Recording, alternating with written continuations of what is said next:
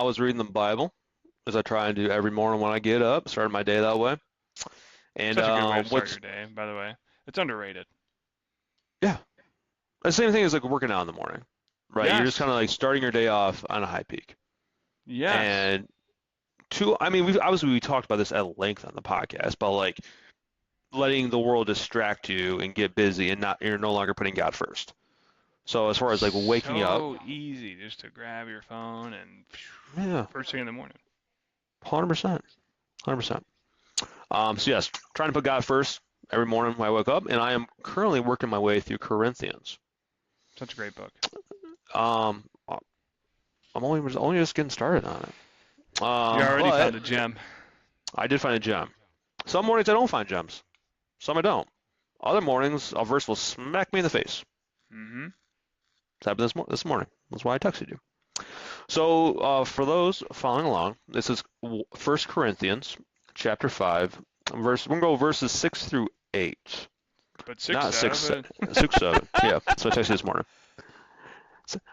So My daughter just I'm gonna peeked her read. head in when I said 6-7. That's hilarious. Of course Keep you do. going. I'm That's sorry. fun. That's really fun. Shocker. You're good. So we'll do New International Version. Your boasting is not good. Mm. Don't you know that a little yeast leavens the whole batch of dough? Get rid of the old yeast, so that you may be a new unleavened batch, as you really are. For Christ, our Passover lamb, has been sacrificed. Therefore, let us keep the festival, not with the old bread leavened with malice and wickedness, but with the unleavened bread of sincerity and truth. What the heck does that mean? So, little context. So, the Apostle Paul addresses a serious moral issue with the Corinthian church. Particularly a gentleman that was going there who I believe he was having sex with his stepmother, I believe it was. Whoa. And so, but so yes, so good tea there for you.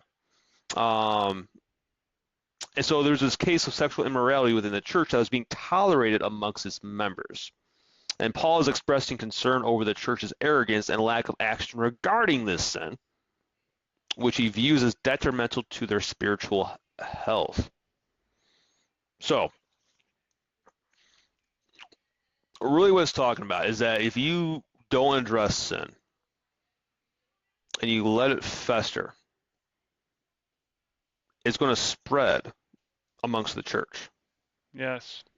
Now, And the church when is it the people. is the people, right?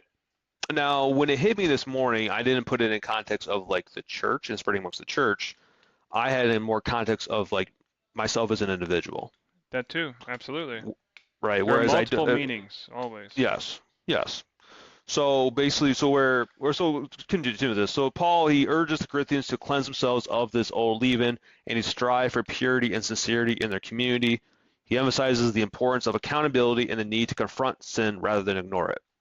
So like I said, I took this more personal as an individual, where obviously we've talked about our many shortcomings, and some shortcomings we've addressed, some we haven't fully or not at all. And it's kind of like when we ignore it, even if it's a sin we may not think is that big of a deal, it tends to fester and go into other parts of our lives. And I've always been like a very big believer of what I've personally always called like the snowball effect, Oh, yeah. where if you do more of something, you're more likely to do more of that thing. And I always thought it was an example as far as like trying to get healthy, right? If I go to the gym, I'm more likely to eat healthy. And then there's the reverse. If I don't go to the gym, I'm more likely to eat unhealthy. Correct. And it's kind of like snowballs. And it's good or bad. The more good you do, the more good you're more likely to do. The more bad you do, the more bad you're more likely to do.